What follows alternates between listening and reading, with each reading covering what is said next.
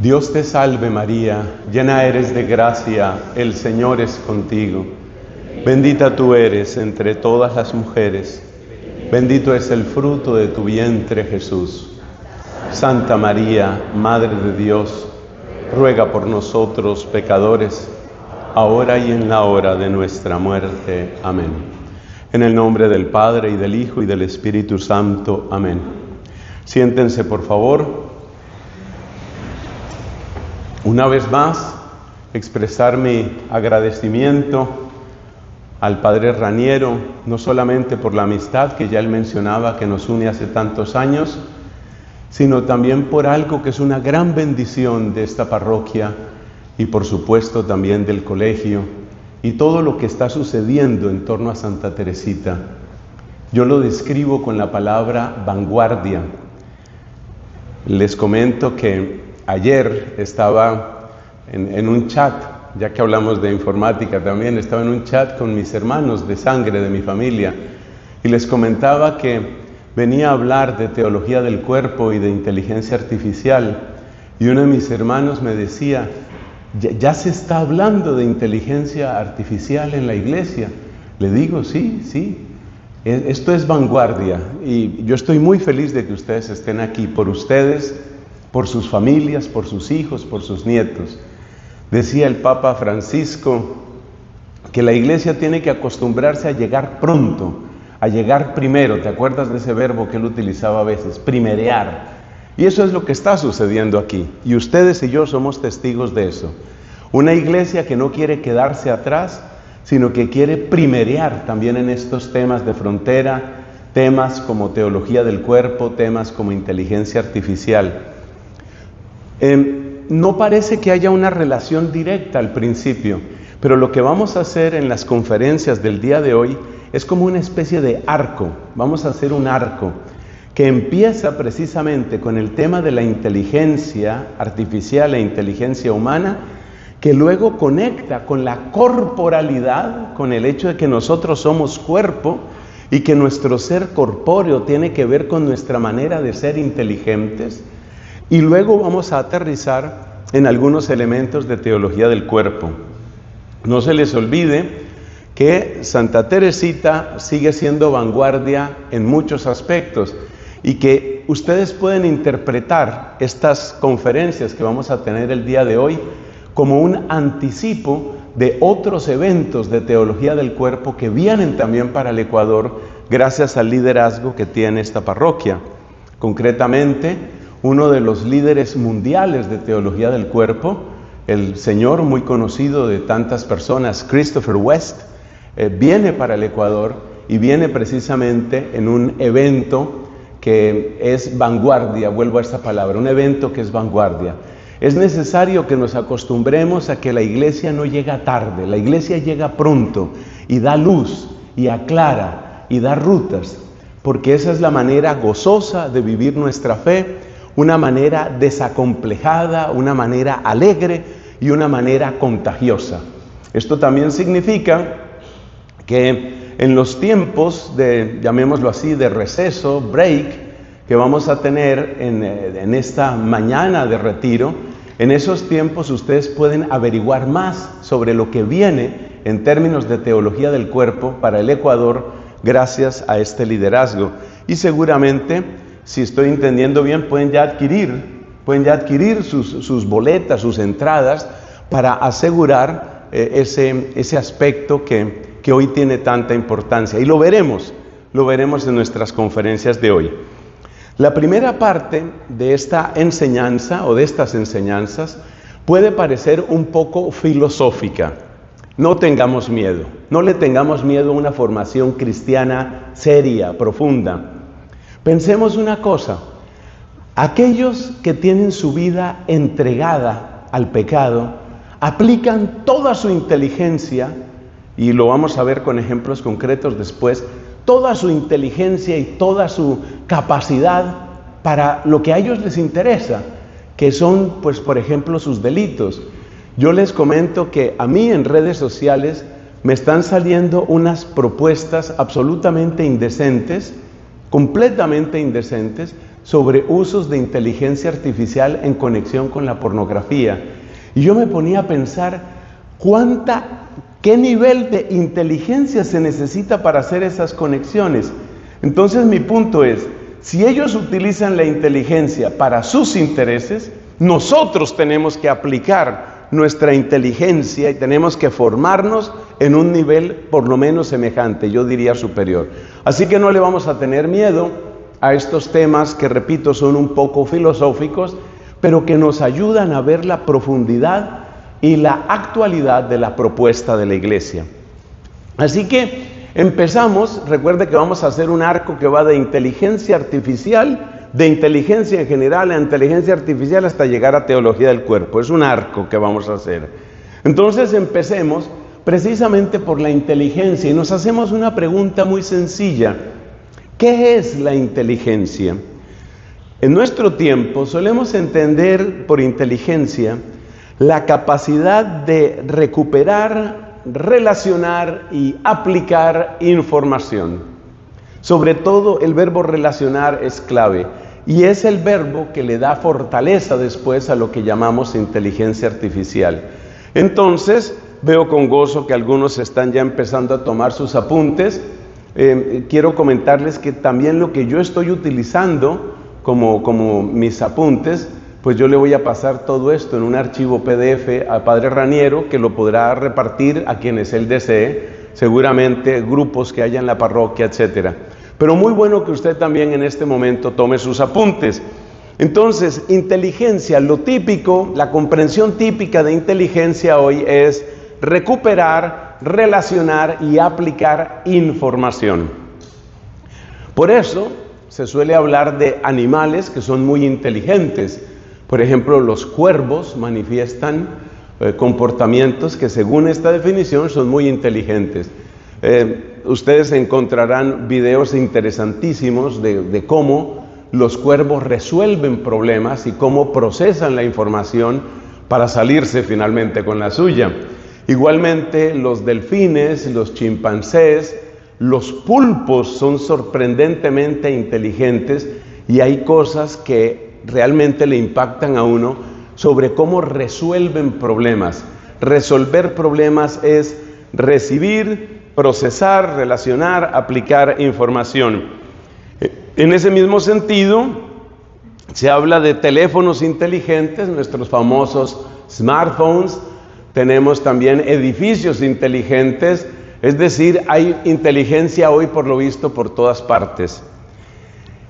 Vamos a hablar un poco sobre qué sucede en el caso de los animales para distinguir la inteligencia animal de la inteligencia humana.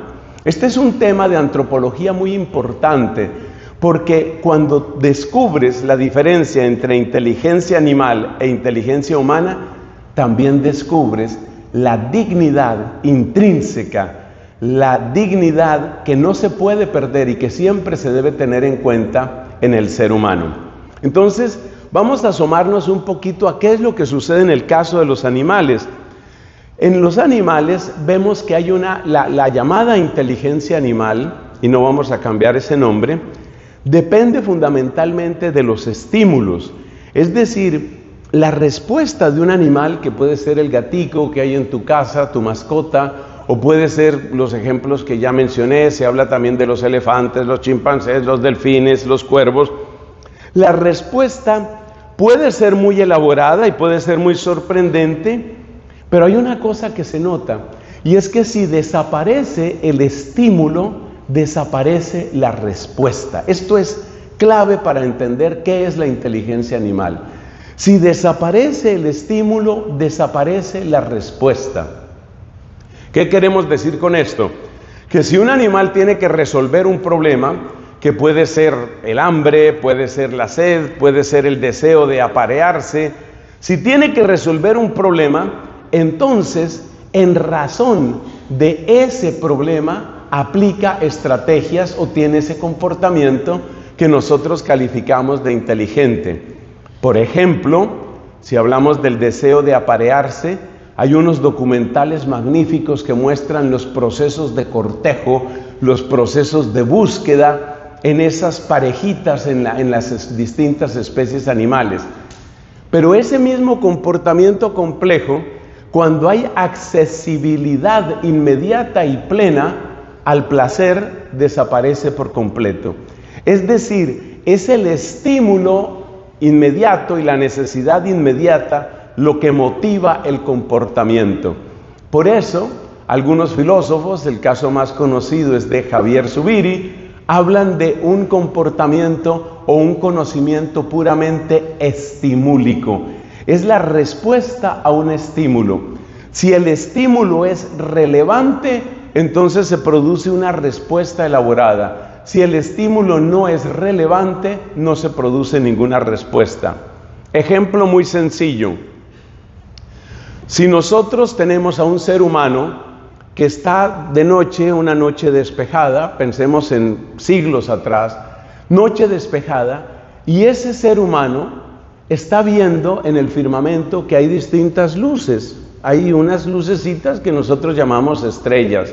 Ya sabemos que ahí hay muchas cosas, hay hasta asteroides, cometas, incluso pues hay una galaxia que se alcanza a ver a simple vista, que es la galaxia de Andrómeda. Entonces se alcanzan a ver esas lucecitas. Esas lucecitas también las ven los animales, y algunos animales tienen mejor visión que nosotros. Pero el animal no se hace preguntas. Ahí está la clave. El animal responde a estímulos, pero el animal no se hace preguntas. Si usted es observador, si tiene tiempo, y usted, incluso con sus ojos simplemente, sin ningún instrumento, si usted está viendo esas lucecitas en la noche, usted empieza a notar, por ejemplo, que hay una luz que tiene color rojizo. Ese es el planeta Marte, no aparece todo el tiempo, no lo vemos todas las noches, pero aparece ahí. Hay una luz rojiza. La mayor parte de las luces que se ven en el firmamento son de color blanco o blanco azuloso, pero Marte tiene un color característico, un color rojizo. Ese color rojizo lo ve también el perrito, lo ve también el águila, lo ve también, bueno, los que tengan suficiente visión, que serán muchísimas especies.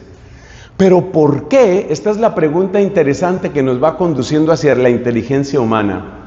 ¿Por qué el ser humano, cuando ve que hay una luz rojiza, se hace una pregunta? Y la pregunta es, ¿por qué esa luz es diferente? Los griegos, por cierto, viendo el color rojizo de Marte, color que conecta con la sangre, decían que ese era precisamente, por eso tiene ese nombre, Marte, pues Marte es el dios de la guerra, y en la guerra hay mucha sangre. O sea que el nombre de ese planeta proviene de su color, el color rojo, el color de la sangre, por eso se llama Marte. Entonces, nosotros nos hacemos preguntas. El ser humano tiene la capacidad de ir más allá del estímulo inmediato. Otro ejemplo muy sencillo. Estamos en un pastizal, por ejemplo, lo que llamamos en algunos lugares un potrero, en fin, un lugar con mucho pasto, y tú vas caminando por ahí, de pronto encuentras algo que brilla mucho. Te acercas y ves que pues es para lo que nosotros llamamos una piedra preciosa, un diamante, un rubí, lo que sea. Su brillo particular te llama la atención y te preguntas por qué eso brilla. Te preguntas. La capacidad de la pregunta endógena, la pregunta que surge desde ti, es una de las características fundamentales de la inteligencia humana. Si nosotros ponemos a un animalito, por ejemplo una vaca que esté ahí comiendo ese pasto, si la vaca ve que hay una piedra que brilla, pues eso no le significa nada, porque no responde a ninguna necesidad estimúlica. Es decir, como ella no se alimenta de piedras brillantes, como la piedra brillante no le va a calmar la sed ni le va a resolver el problema del descanso, del apareamiento, como no le resuelve nada estimúlico, la vaca deja de lado ese diamante o ese lingote de oro o lo que tú le pongas allí. Así que aquí encontramos un elemento bien importante. La inteligencia humana supera el simple estímulo para ser capaz de hacerse preguntas. ¿Y a dónde van esas preguntas? La pregunta fundamental, y estamos en el centro filosófico de esta conferencia, La pregunta fundamental es, ¿esto qué es? Es la pregunta por el ser, no solamente por la apariencia, no solamente por el placer, no solamente por la sensación. El ser humano es capaz de preguntarse por el ser de las cosas. ¿Esto qué es? Y por eso el ser humano trasciende el simple estímulo y luego domina la realidad que producía ese estímulo. Para mí el ejemplo más impresionante es el del fuego. ¿Cuál es la reacción de los animales frente al fuego? Huir, apartarse. Eso es lo único que hacen. No conocemos una especie animal que use el fuego.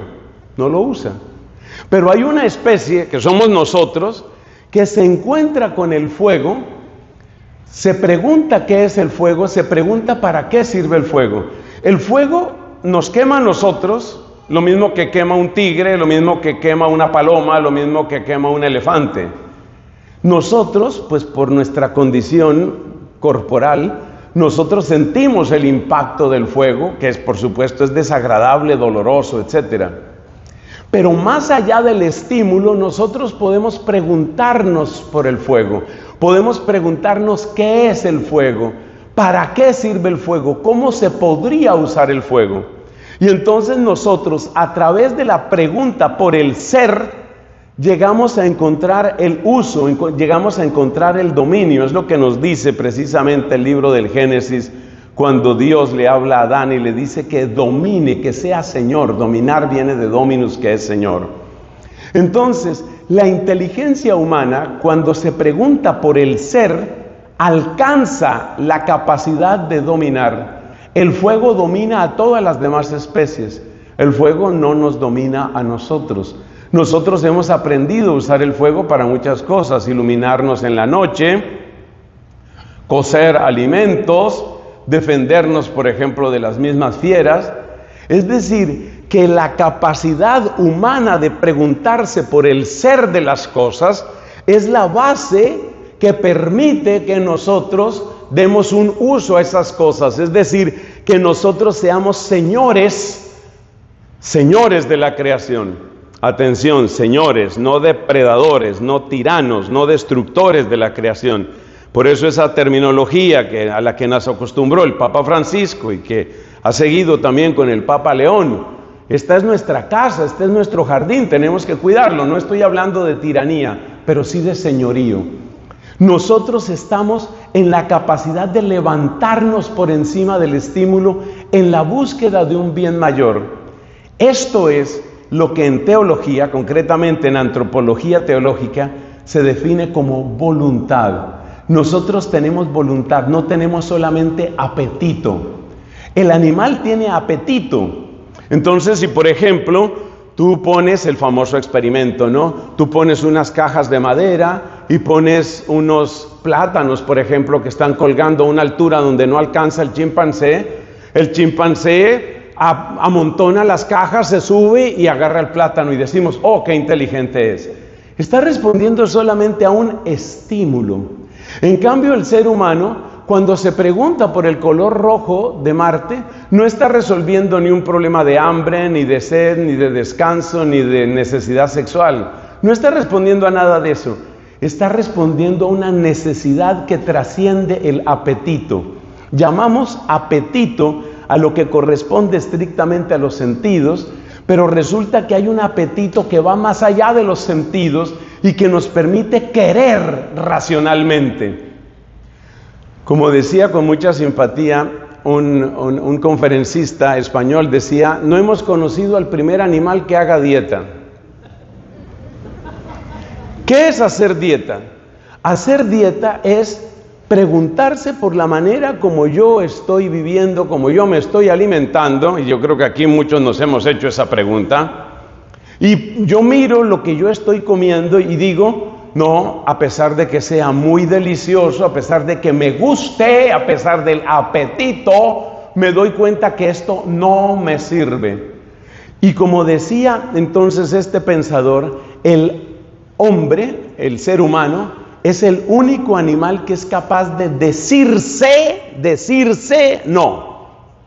Eso es lo típico de la inteligencia humana. Se levanta por encima del estímulo, va más allá del simple estímulo y es capaz, en nombre de un motivo, en nombre de una razón que proviene finalmente del ser de las cosas y de su propio ser, es capaz de decirse no. Esto no me sirve, esto no me conviene, esto no es bueno para mí. Me levanto por encima de eso. Esto también tiene una consecuencia muy interesante para todo lo que vamos a ver hoy. Y es que eso significa que la humanización, óyeme esta frase, la humanización de la humanidad siempre supone la recuperación de la inteligencia. Es decir, la racionalidad, que es el rasgo típico nuestro como seres humanos, la racionalidad, la capacidad de ir más allá del estímulo, es lo que nos humaniza. Y por el contrario, la entrega irracional, irreflexiva, irresponsable al estímulo nos deshumaniza. Eso precisamente es lo que vemos que pasa hoy.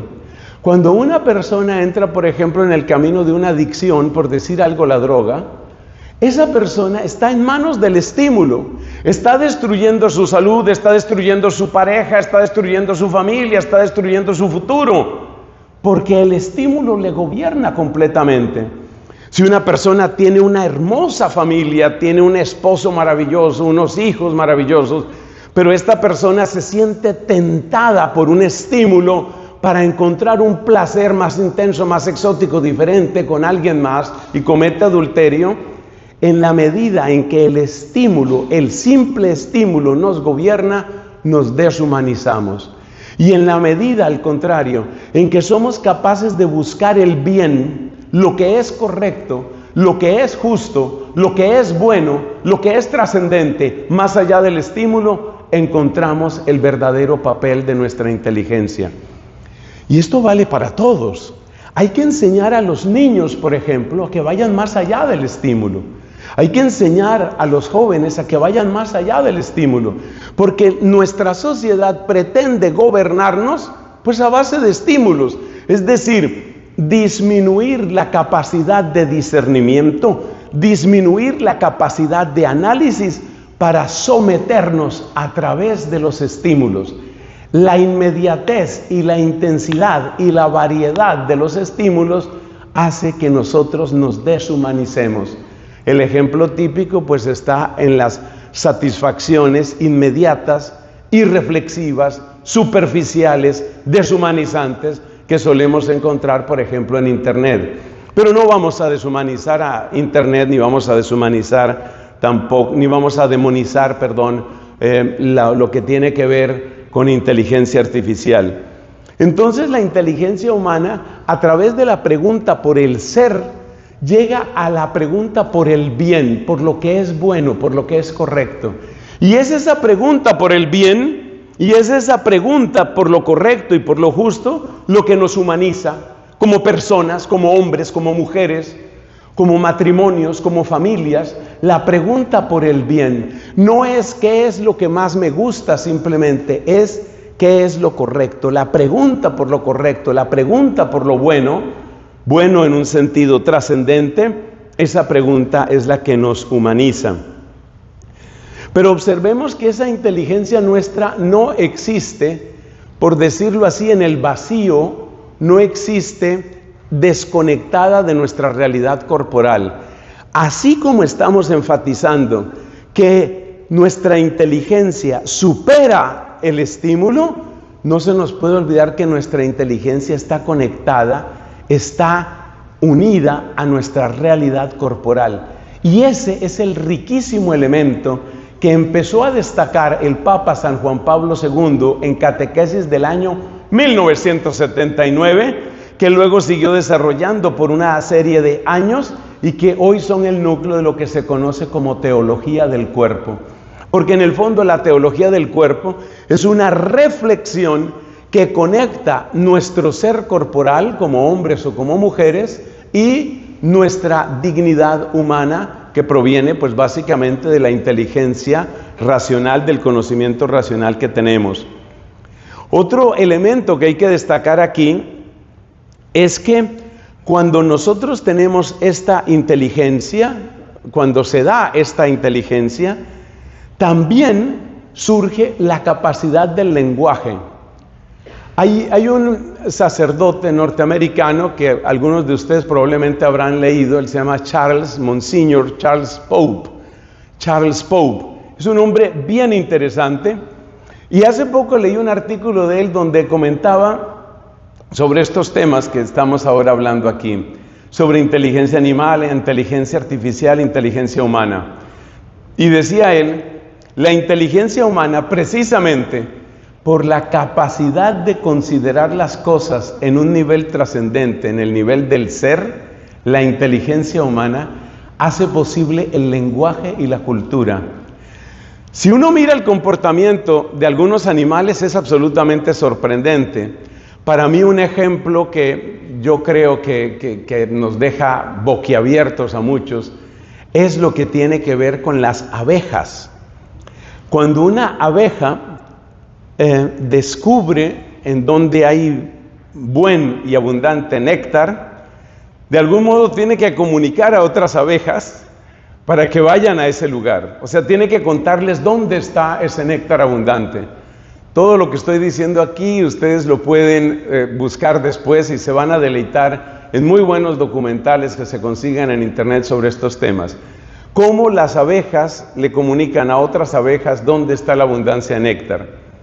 Entonces las abejas tienen un vuelo, una manera de volar, haciendo una especie de número 8. Ese número 8 define un ángulo que es el ángulo entre los dos bucles del 8. El ángulo que se forma entre esos dos bucles y el ángulo del Sol muestran una dirección, es decir, de dónde viene la luz solar y hacia dónde apunta el bucle del 8 que hace la abeja, eso define un ángulo. En ese ángulo se encuentra el néctar.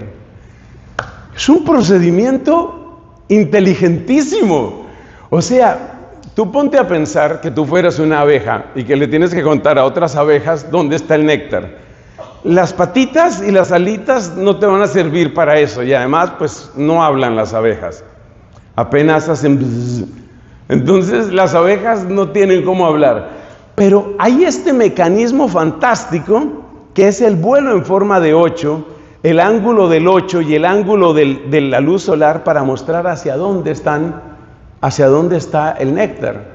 Es un procedimiento supremamente inteligente. Hubiéramos necesitado seguramente nosotros a un equipo de ingenieros muy inteligentes para resolver ese problema. O sea que estamos ante una solución inteligente, pero aquí es donde entra Monsignor Charles Pope. Dice él, sí, ese tipo de cosas pueden ser muy inteligentes. El uso del espacio de las abejas, ¿sabías que la manera más eficiente de construir un panal es la que utilizan las abejas? O sea, si a ti te dan una cantidad de material, llamemos cera, y te dicen, con esto usted tiene que construir, tiene que hacer una estructura tridimensional para guardar las larvas y para guardar la miel y guardar el propóleo, la manera más económica, es decir, la que hace rendir más el material, son las celdas hexagonales. Eso está demostrado matemáticamente. Entonces, es impresionante. Los panales de las abejas son un ejemplo notable de optimización en el uso del material. Y la danza de las abejas, su famoso número 8S, es un modo inteligentísimo de transmitir información para que la colmena pueda sobrevivir. Todo eso está muy bien. Ok, felicitaciones, señoras abejas. Pregunta, ¿y qué avances han tenido las abejas después de eso? Es decir, las abejas, hasta donde sabemos, las abejas de hace 5,000 años hacían panales hexagonales y hacían la danza del 8.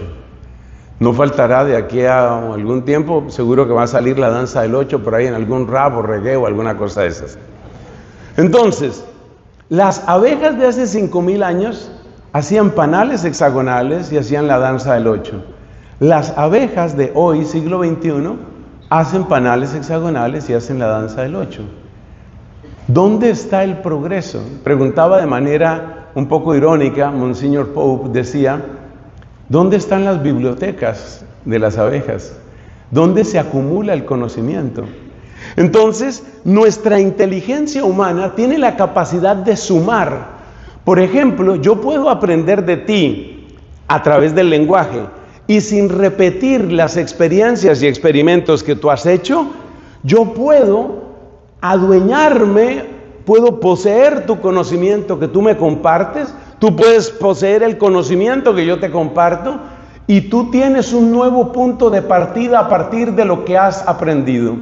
Es decir, el lenguaje te da plataformas cada vez más altas en las que tú puedes avanzar. Y esas plataformas cada vez más altas constituyen una cultura. Por eso nosotros no hacemos nuestras viviendas hoy como las hacíamos hace 5,000 años, mientras que las abejas hacen sus panales hoy como lo hacían hace 5,000 años. Entonces es necesario, para cerrar esta parte, y vamos a entrar a la inteligencia artificial, es necesario para cerrar esta parte comprender la dignidad y la especificación, lo que hace único, la unicidad de la inteligencia humana. En esencia, la inteligencia humana busca de manera abstracta y general el ser, busca lo que es bueno y puede a partir de ello tener un comportamiento tanto hacia sí mismo como hacia las cosas, gobernado por ese conocimiento. Eso es lo típico de la inteligencia humana.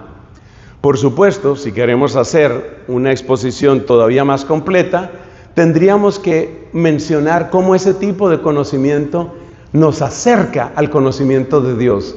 Auténticamente tenemos una participación del conocimiento de Dios. Es muy bello lo que enseña Santo Tomás de Aquino. Hay una obra de Santo Tomás que se llama Sobre la Verdad. En latín se dice De Veritate. Es un libro bastante gordo sobre la verdad, requiere bastante filosofía, es muy bueno.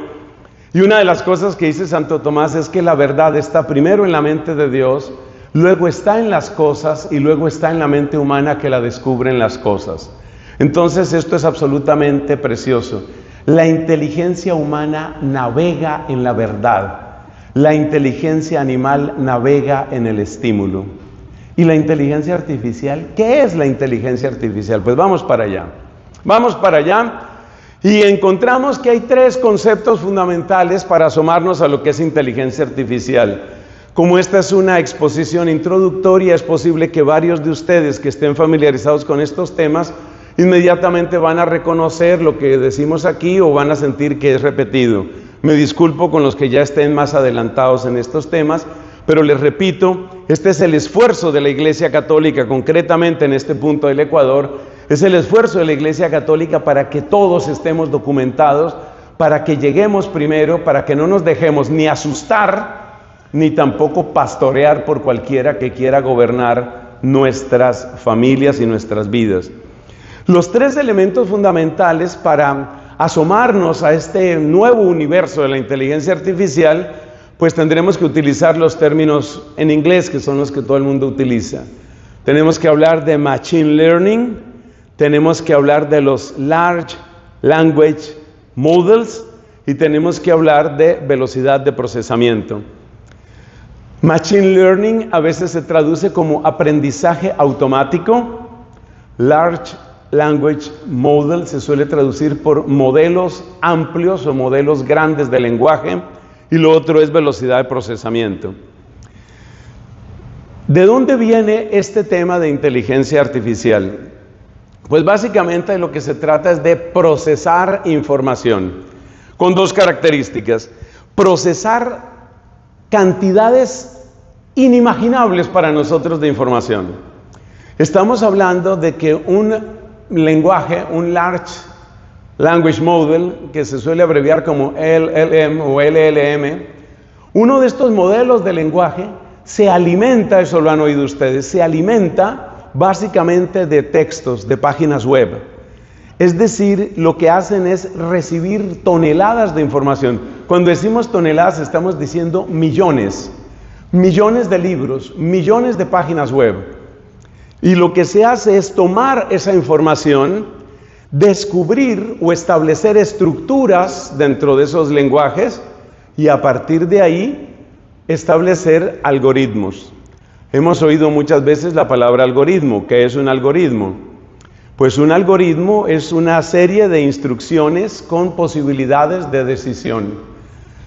Es decir, es un procedimiento, no es exactamente una receta, porque en una receta hay un procedimiento que es unidireccional. Haces esto, luego esto, luego esto, luego esto. El algoritmo es una serie de instrucciones, pero con puntos de diferenciación. Si pasa esto, haces esto. Si pasa esto, haces esto otro. Si pasa esto, etc. Es como un árbol de decisiones a partir de un procedimiento. Un procedimiento con un árbol de decisiones es una manera de describir lo que es un algoritmo. Entonces, ¿qué es lo que hace? ¿Cómo empieza este tema de la inteligencia artificial? Pues empieza con lo que se llama aprendizaje automático, o en inglés machine learning, que incluye tres cosas. Primero, el algoritmo, es decir, el programa básico que tenga esa computadora. En el lenguaje no nos interesa, que si el lenguaje es Python, es C++, el lenguaje no nos interesa. Lo interesante es la consideración abstracta de lo que hace el programa. Esa consideración abstracta es la que llamamos algoritmo. Entonces, el algoritmo lo que hace es recoger información, evaluar esa información de acuerdo con criterios que le han sido dados, y a partir de ahí optimizar el proceso. Es decir, se habla de aprendizaje automático porque es un procedimiento cíclico que recoge información y que evalúa esa información y la mejora. Tal vez la forma más fácil de entender lo que es aprendizaje automático, machine learning, es compararlo con una persona que está aprendiendo a traducir.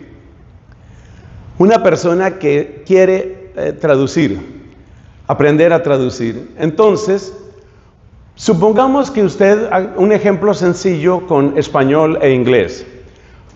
Usted quiere traducir esta sencilla frase: este es el carro de Pablo. Este es el carro de Pablo. Una persona que está aprendiendo inglés probablemente diría esta frase: this is the car of Paul. Pero inmediatamente le van a corregir y le dicen: no, espérate, en inglés no solemos hablar así. Nosotros no decimos this is the car of Paul. Nosotros decimos this is Paul's car. This is Paul's car. Entonces, el aprendizaje automático funciona de esa manera. Imagínate que tú eres el computador que está aprendiendo a traducir. Y entonces el usuario le pide a ese programa: tradúceme, este es el carro de Pablo. Y entonces el computador responde: this is the car of Paul. Pero le da la opción al usuario de que mejore la traducción. Y entonces el usuario dice: no, espérate, eso está demasiado elemental, así no es, así no se dice. Y le corrige: this is cars Paul. El computador recoge la versión, eso es lo que se llama optimización, recoge la versión corregida, de tal manera que si luego otra persona le va a preguntar cómo se dice esta es la casa de Elena, ya no va a decir this is the house of Helen, sino va a decir this is Helen's house. Ya aprendió. Eso es lo que nosotros llamamos aprendizaje automático. Es decir, son procedimientos en bucle que se utilizan para mejorar y mejorar y mejorar la expresión.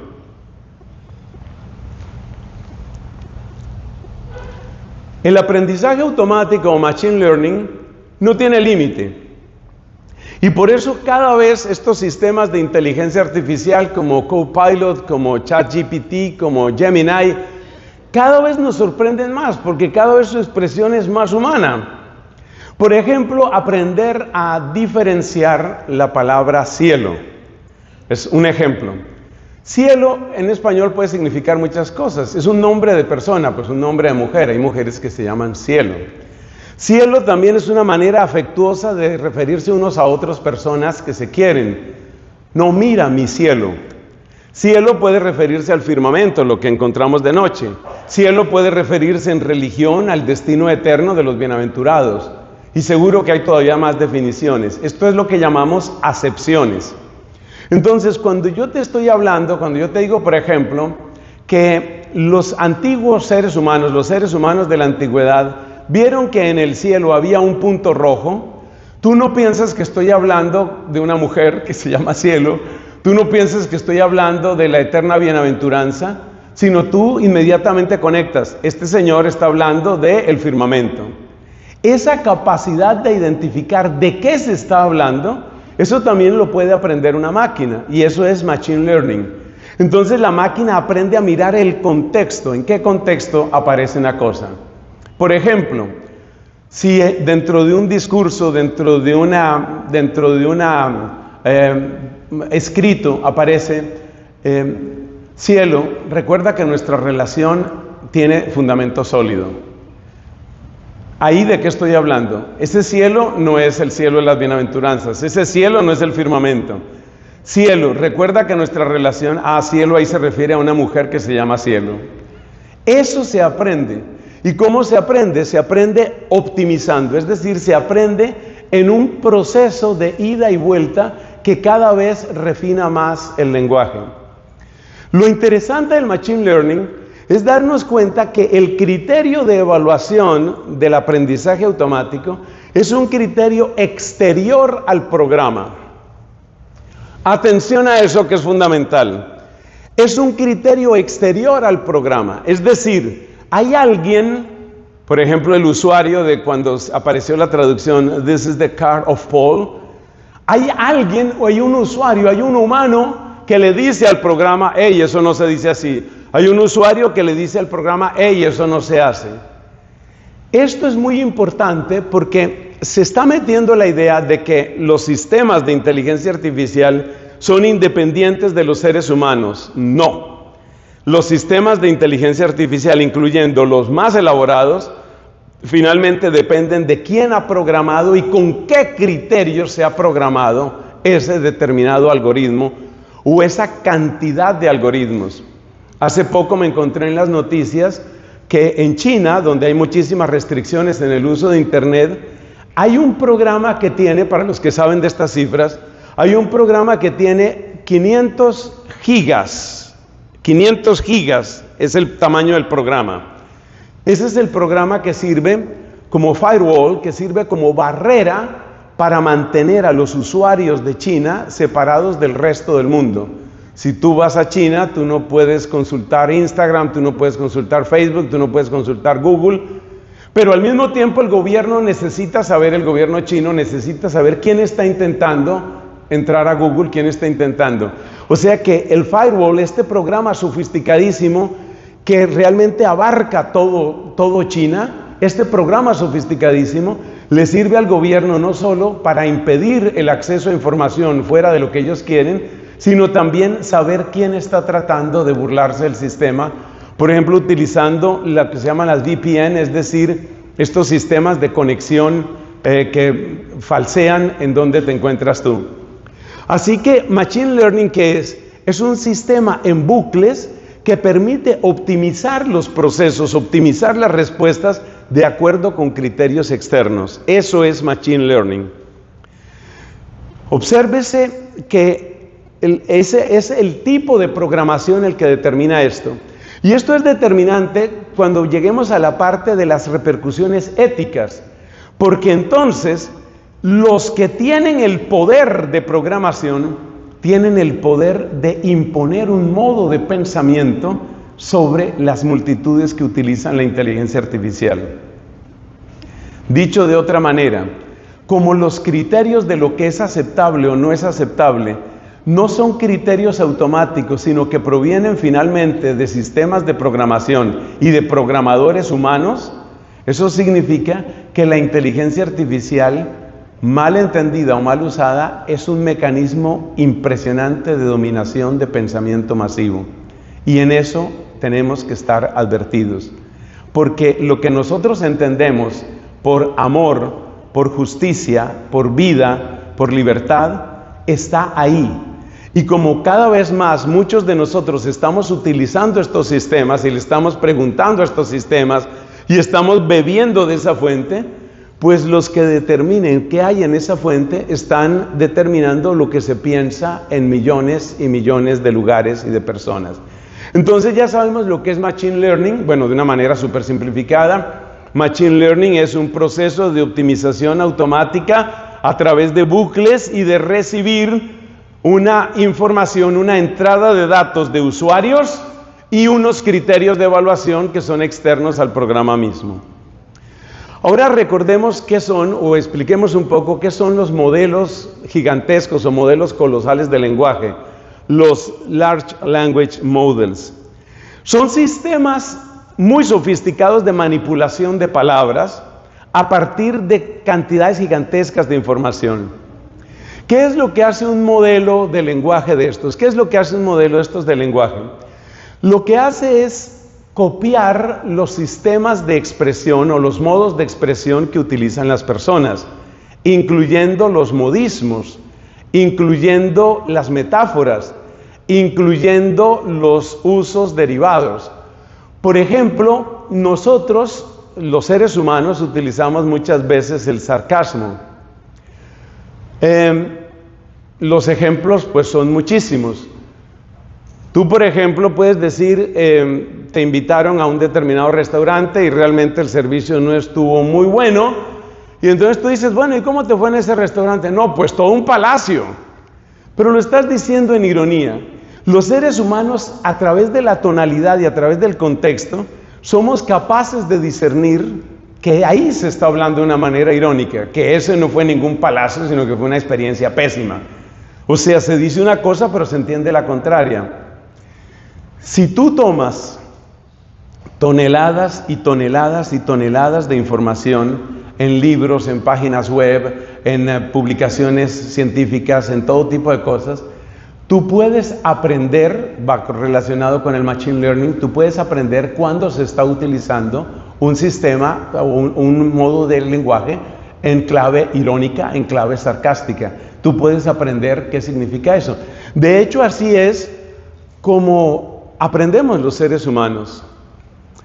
Yo me acuerdo, por ejemplo, que algunas veces cuando mi mamá no estaba de acuerdo con algo que íbamos a hacer, entonces decía frases como, por ejemplo, tú verás, el famoso tú verás, que creo que lo utilizan más las mujeres que nosotros. Mamá, ¿puedo hacer tal cosa? Ya hemos hablado de eso, tú verás. Cualquiera de nosotros entiende qué significa, ya hemos hablado de eso, tú verás. Eso significa, ni se te ocurra hacerlo. Pero si tú examinas las palabras, ya hemos hablado de eso, tú verás, ahí no dice no lo hagas, pero nosotros entendemos, no debo hacerlo.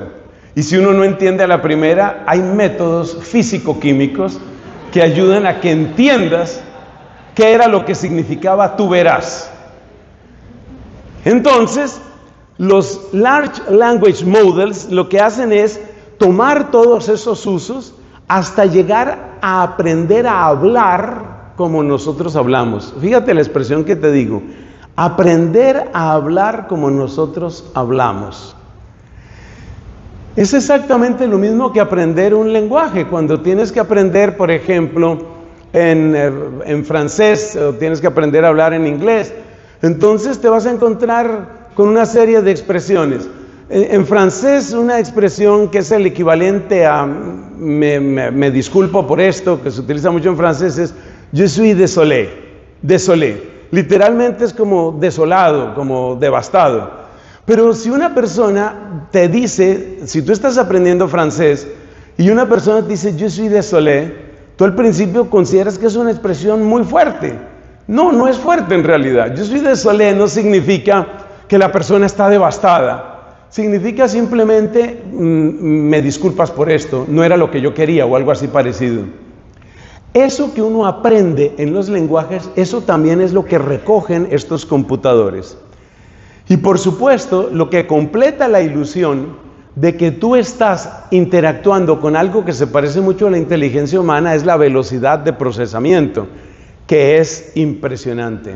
Y cada vez va a ser más rápida, porque muy pronto, algunos dicen que antes de 10 años, pues la computación cuántica va a empezar a tener una repercusión a gran escala. Actualmente los computadores que funcionan con qubits, o sea que funcionan con sistemas cuánticos, realmente se utilizan para problemas muy específicos y que además no son accesibles a la mayor parte de nosotros. Pero algunos piensan que en cosa de unos 10 años, 15 años, tendremos computación cuántica por todas partes y la ilusión de la velocidad va a realmente impactarnos a todos. Bueno, terminemos esta primera conferencia, terminemos hablando sobre los riesgos éticos que conlleva esto. Vamos a señalar unos 6, 7 riesgos que tienen un impacto muy grande desde el punto de vista ético de la IA, la inteligencia artificial. Los modelos de inteligencia artificial pueden reproducir y amplificar prejuicios, porque finalmente la inteligencia artificial es un reprocesamiento de datos. Es decir, con lo que tú alimentes esos computadores, los computadores, por ejemplo, de OpenAI, que es una de las empresas más grandes, pero igual Google también tiene unas cosas gigantescas, y así todos, ¿no? DeepSeek en China, etcétera. Con lo que tú alimentes a estos computadores, eso es lo que ellos te repiten. Es decir, ellos son fundamentalmente reciclaje de información. No soy el único que dice esto, muchos pensadores lo han dicho, entre los más famosos, un señor que siempre tiene declaraciones explosivas, que es muy mayor y que siempre se ha escuchado con mucho respeto y que se llama Noam Chomsky. Bueno, de Chomsky te puedes esperar muchísimas cosas, él dispara para casi cualquier lado, especialmente en temas de política, pero en este tema, Chomsky dice algo interesantísimo. Chomsky dice, realmente lo que son estos sistemas son procesamiento, reprocesamiento, de hecho, reciclaje de información. Ten en cuenta que cuando tú estás accediendo a Gemini, a Copilot, a DeepSeek o cualquiera de esos sistemas, ChatGPT, lo que el sistema te está dando no es una búsqueda de la verdad. En ese sentido, la inteligencia artificial no es inteligencia humana. Recuerda que dijimos que lo propio de la inteligencia humana es la capacidad de levantarse de un modo abstracto y libre por encima del estímulo para buscar la verdad. Los sistemas de inteligencia artificial no buscan eso. Lo que hacen es reciclar de un modo supremamente ágil, increíblemente ágil, con una velocidad absolutamente pasmosa, reciclar aquello con lo que han sido alimentados. Entonces, por ejemplo, si tú le haces una pregunta ética delicada a un sistema de inteligencia artificial, lo máximo a lo que tú puedes aspirar es a que te presente las distintas posturas. En el descanso que vamos a tener en unos breves minutos, haz la prueba, por ejemplo, a cualquiera de estos sistemas, hazle una pregunta delicada. Una pregunta delicada es, por ejemplo, ¿en qué condiciones estaría bien abortar? Esa es una pregunta delicada. ¿Qué pasaría si tú le preguntas a un adulto católico bien formado? ¿Qué pasaría si le preguntaras eso a ese adulto católico bien formado? Pues te diría que el deseo de terminar voluntariamente una vida humana siempre es moralmente incorrecto. Lo máximo que tú puedes aspirar con la inteligencia artificial es que te diga, hay gente que dice esto y hay gente que dice esto otro. Es decir, es el reciclaje de la información. Pero eso no es lo más grave. Lo más grave es que si la información con la que ha sido alimentada esa máquina o esas máquinas, esos computadores, si esa información tiene un determinado sesgo, entonces ese sesgo te va a salir a ti. Y tú te vas a convertir en un repetidor de ese sesgo, lo cual a su vez hace más fuerte ese mismo sesgo.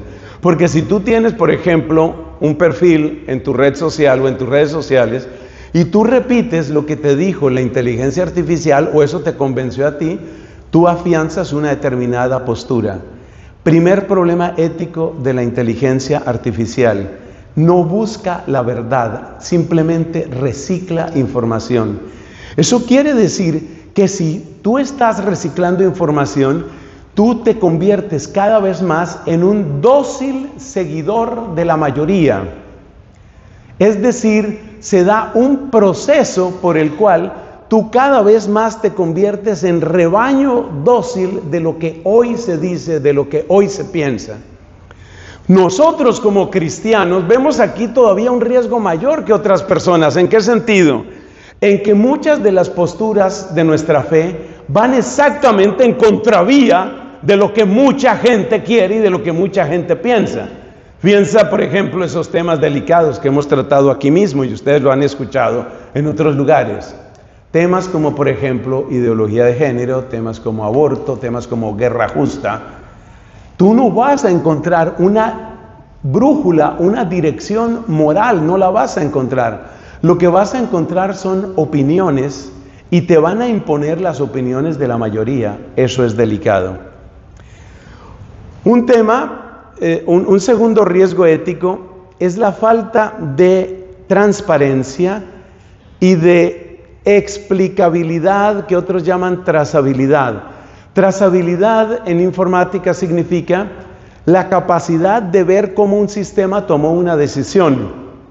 Hace ya años, y años antes de que hubiera toda esta explosión de ChatGPT y otros sistemas automatizados de respuesta, hace años me encontré con un ejemplo de Australia. Resulta que el gobierno australiano, estamos hablando de hace casi 10 años, decidió programar un computador, es el equivalente de lo que hoy llamamos inteligencia artificial, programar unos sistemas para que ayudaran a decidir quién merecía recibir subsidios del gobierno de acuerdo con sus condiciones sociales, sus necesidades económicas, accidentes que hubiera tenido, etc. Entonces, este sistema, este fantástico programa, un programa muy voluminoso, muy elaborado, quedó en un computador y era ese computador el que decidía quién recibía la plata y quién no la recibía. Pues se dio el caso de una cantidad de personas que fueron a reclamarle al gobierno. Personas que decían, oiga, pero es que espérese, mi situación es esta, yo realmente necesito ese subsidio, pasa conmigo esto. Y la respuesta era la que ustedes y yo ya hemos oído en otros escenarios. No, el sistema decidió otra cosa. ¿Y quién es el sistema? ¿Y cómo decidió el sistema? Resulta que cuando se pusieron a ver dentro del programa cómo se tomaban las decisiones, que eso es lo que se llama trazabilidad, o aquí lo traducen como explicabilidad, cuando se pusieron a ver cómo se trataba, cómo se decidía eso, nadie podía explicarlo. Entonces, finalmente el programa se termina convirtiendo como en una especie de caja negra, como una especie de diosesillo, un dios que toma decisiones, un dios que determina quién sí y quién no, quién accede a unos derechos, quién accede a unos subsidios o quién se encuentra con quién. Hoy muchas personas están buscando el amor en la inteligencia artificial y en eso pues hay todo tipo de aplicaciones. Algunas muy orientadas simplemente a encuentros sexuales casuales, otras orientadas a relaciones aparentemente más serias. Pero muchas de esas aplicaciones funcionan con sistemas de inteligencia artificial. O sea que va a ser también un computador el que te diga, mira, el hombre que te conviene, o sea, el que es para ti, es este. Y entonces hay gente que está decidiendo su vida de acuerdo con este tipo de programas. La cosa ha preocupado tanto que en algunos países, yo lo vi recientemente en Estados Unidos, la propaganda que ahora hacen algunas agencias de eso de matchmaking, de poner en contacto personas, la propaganda que ahora están haciendo es, nosotros no usamos computadores. Pues para que la gente no tenga el temor de que, ¿dónde encontré yo a esta señora? En un computador lo encontré. Entonces, eso es complicado porque si ya era difícil pelear con la suegra, pelear con el sistema resulta mucho más difícil. Hay preocupaciones de la inteligencia artificial también en temas de empleo y de economía. Es un tema que es muy borroso en el contexto actual, año 2025, es muy complejo. Porque hay empresas que están despidiendo gente, pero también hay empresas que están recontratando gente. Gente que despidieron y que luego la tienen que recontratar. Es impresionante ver a uno de estos sistemas automáticos ellos mismos hacer un programa. Tú le puedes decir, por ejemplo, un ejemplo bien sencillo de matemáticas. Tú le puedes decir, a ver, ChatGPT, haz un programa de computador en el lenguaje Python, haz un lenguaje que me ayude a descubrir cuántos números primos hay entre un A y un B. Y te saca el programa entero. O sea, hace el programa. Es difícil no sentir que el aparato piensa, porque te hace todo un programa de computación. Entonces algunas empresas empezaron a pensar que si los computadores tenían esa capacidad de programar, ya no necesitaban programadores. Pero los desastres que han sucedido en muchas empresas, especialmente en los aspectos de marketing y comercialización, han convencido que no es suficiente tener buenos programadores automatizados, sino que se necesita también presencia humana. Es un tema bien complejo. ¿Qué va a pasar con los empleos? ¿Cuáles son los empleos que van a seguir? ¿Cuáles son los empleos que están en mayor peligro? Sobre todo porque ya tenemos el caso de máquinas que diagnostican, por ejemplo, condiciones de salud, las diagnostican mejor que los humanos. Un ejemplo bien interesante es lo que tiene que ver con enfermedades pulmonares, con situaciones pulmonares. Como se sabe, o muchos de ustedes sabrán, leer diagnósticos de enfermedades pulmonares, que es identificar sombras, pequeñas estructuras, lineecitas, punticos, toma años de entrenamiento a un ser humano leer las radiografías que se utilizan en un diagnóstico de problemas pulmonares. Entonces, ¿qué hicieron? Pues tomaron uno de estos computadores, lo alimentaron con 200,000, medio millón de radiografías y diagnósticos de pulmones, y resulta que ahora tenemos computadores que son mejores para diagnosticar problemas pulmonares de lo que es casi cualquier ser humano. ¿Qué va a pasar ahí con el empleo? ¿Qué va a pasar ahí con las personas? Es difícil saberlo. Temas muy delicados de salud están aquí. Por ejemplo, piense usted lo que es el manejo de la anestesia. Usted sabe que una de las especialidades médicas más delicadas es la de anestesiólogo. El anestesiólogo tiene que monitorear una cantidad de cosas en tiempo real para que la persona, por ejemplo, que está siendo operada, esté en ese umbral en el que está perfectamente vivo, pero también perfectamente inconsciente. Pues resulta que algunos de estos sistemas cada vez están mejor entrenados para hacer un sistema de monitoreo más profundo y más instantáneo, de manera que no sabemos si en la próxima operación que tengan que hacernos algunos de nosotros, en la próxima operación ya no habrá anestesiólogo, sino bienvenido Arturito, o como se llame el anestesiólogo ese. Y entonces será un robot el que determine cuánta anestesia necesita usted. Y la pregunta será si usted está de acuerdo con que ese sea el anestesiólogo o si usted prefiere que sea una persona humana. Son preguntas éticas muy complejas. Luego tenemos el tema de la privacidad. El tema de la privacidad es muy complejo. Si usted tiene en su celular, algún ayudante de voz, usted tiene que saber que todo lo que usted dice está siendo registrado. La promesa que hacen esos sistemas, como por ejemplo Gemini en los celulares, la promesa que ellos hacen es: nosotros no utilizaremos ningún dato. Eso es lo que ellos dicen. Pero hay cosas que son simpáticas y hay gente que ha hecho experimentos. Por ejemplo, en Colombia hay una ciudad muy turística que ustedes han oído y que se llama Cartagena, Cartagena de Indias. Es una ciudad de las más turísticas de mi país. Entonces hay gente que ha hecho este experimento. Sin abrir ningún programa, pero teniendo el teléfono desbloqueado, hablan mucho sobre un determinado tema. Por ejemplo, oye, qué agradable sería tener unas vacaciones en Cartagena. Y entonces habla la pareja, ¿no? Amor, ¿a ti te parece que nos vayamos a Cartagena? Y solo hablan, no meten ningún dato. De repente, mágicamente, empieza a aparecer publicidad sobre viajes a Cartagena, hoteles en Cartagena. Y entonces, ¿qué quiere decir eso? Pues que nos están oyendo todo el tiempo.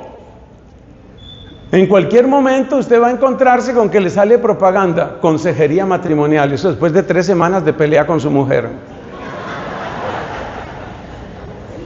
Y eso es miedoso porque eso también tiene repercusiones en el mundo ético y en el mundo del comercio. Empiezan a ofrecerle a usted, a mí me ha pasado muchas veces, lo de la voz no me ha pasado, pero sí me ha pasado con búsquedas. Por ejemplo, hace un tiempo tenía yo que reemplazar mi computador, mi laptop, Y entonces yo hice una inocente búsqueda de un laptop. Bueno, de ahí en adelante, en Facebook me salían ofertas de laptop, en Instagram ofertas de laptop, por todas partes. O sea, no faltó sino que llegara un señor a tocar a la puerta de mi convento y a decir, yo vendo laptops. ¿Queremos un mundo así? ¿Queremos un mundo hipercontrolado? Esa es una gran pregunta. Luego, la inteligencia artificial puede ser utilizada para generar información. Miren, en sus ratos libres, por ejemplo en el break que vamos a tener, que no les va a alcanzar el tiempo, ustedes busquen por favor esta expresión, granjas de celulares, pongan eso entre comillas y búsquenlo. Hagan el experimento. Es una cosa escalofriante. Yo preparando esta tarea en la que me puso el padre Raniero, que es el culpable de todo, yo preparando esta conferencia me ponía a mirar el tema de las granjas de celulares. ¿Sabes qué es una granja de celulares? Una granja de celulares es un espacio donde tienen alrededor de 500 o 2000 o cosas así, celulares. Y cada uno de esos celulares es un usuario. Un usuario que es atendido por un robot. ¿Y ese usuario para qué sirve? Para crear opinión pública. Entonces, supongamos que usted no está de acuerdo con el gobierno que tiene en su país.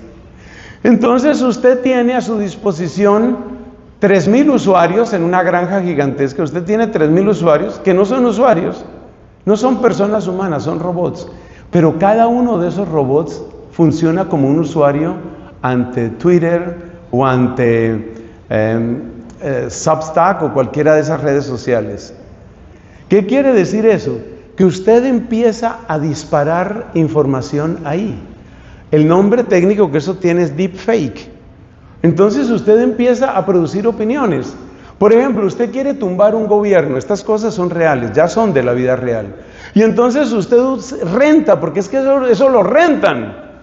Usted está en una campaña política y usted necesita mostrar que hay muchísimos seguidores. Entonces, usted tiene una campaña que dice, Nelson al poder. Y usted contrata 3 o 4 de esas granjas y empiezan a aparecer comentarios a favor de Nelson, el candidato. Nelson es el candidato, Nelson es el que hace la diferencia, Nelson es la maravilla. Y no hay ni un solo ser humano que piense eso. Pero claro, cuando se disparan todos esos datos, la gente que entra a mirar cómo van a ser las próximas elecciones y empieza a ver, oye, pero hay una cantidad de datos a favor de Nelson. El tal Nelson ese debe ser muy bueno. El tal Nelson ese lo que tiene es plata para comprar una granja de celulares, para alquilar, porque no las compran. Granjas de celulares, es decir, manipulación pura y dura de la opinión pública. Y por último, no se nos olvide que la delegación de decisiones está haciendo que algunas personas lleguen incluso al extremo de quitarse la vida. Ya conocemos 2 casos recientes de muchachos que estaban en una situación, creo que eran un chico y una chica, casos separados, que estaban en una situación mental muy conflictiva, con mucha debilidad, con mucho miedo, con mucho pánico, y decidieron escoger como terapista a una de estas inteligencias artificiales. Y empieza a conversar y finalmente la conclusión a la que llega el robot, vamos a llamarlo aquí el robot, es: lo mejor que puedes hacer es descansar. O sea, sal de este mundo. Ustedes me entienden. Y ya la gente está tomando como terapista a ese tipo de personajes. Esto tiene unas repercusiones muy grandes. En el mundo educativo, yo soy profesor en la Universidad Santo Tomás, allá en Colombia. En el mundo educativo el desastre es muy grande, porque muchas personas pretenden resolver todo el conocimiento solamente con estas redes. ¿Qué quiere decir eso? Que la gente deja de pensar, que la gente deja de analizar. Entonces, a ver, ¿qué significó la ideología liberal en el Ecuador del siglo XIX? Ese es un tema muy polémico, ese es un tema muy complejo, ese es un tema que tiene repercusiones hasta hoy. Pero ¿qué hace mucha gente? Le pasa la pregunta, Copilot, ¿qué significó? ¿Cuáles eran las tendencias del liberalismo en Ecuador en el siglo XIX? y hace un programa maravilloso. Y resulta que hay otros programas que son para computadorizar, descomputadorizar cosas. Es decir, tú tomas el texto que te dio ChatGPT y lo metes a otro programa que humaniza el texto para que no parezca sacado de un computador. Entonces, tú no aprendiste nada sobre Ecuador, no aprendiste nada sobre las tensiones que trajo el liberalismo en el siglo XIX en Ecuador, no aprendiste nada, pero presentaste un trabajo maravilloso. Como yo soy docente, les cuento que yo estoy afrontando eso mismo ahora con mis estudiantes. Y prácticamente lo único que nos está quedando a los profesores para evaluar a los estudiantes es la evaluación cara a cara y oral. Porque ya no le creemos a nada. Es que ya hay programas que simulan la letra escrita a mano. O sea, esto es locura. Ya tú puedes enseñarle al computador cómo escribes tú y entonces te produce texto escrito como si fuera con tu mano. Porque una estrategia que ingenuamente utilizábamos algunos profesores era, y tienen que entregar el escrito a mano. Pues ya hay aparatos que escriben exactamente con la letra tuya. O sea que los procesos mismos de aprendizaje se están deteriorando. Este panorama puede parecer demasiado oscuro en este momento.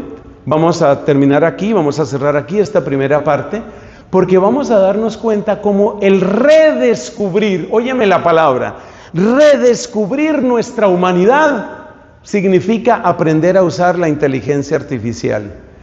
En el fondo de lo que se trata es eso. Y en ese redescubrir nuestra humanidad tiene un lugar muy importante, redescubrir nuestro cuerpo y redescubrir o descubrir por primera vez la teología del cuerpo. Gracias por su atención. Gloria al Padre, al Hijo y al Espíritu Santo. Como en el principio, ahora y siempre, por los siglos de los siglos. Amén.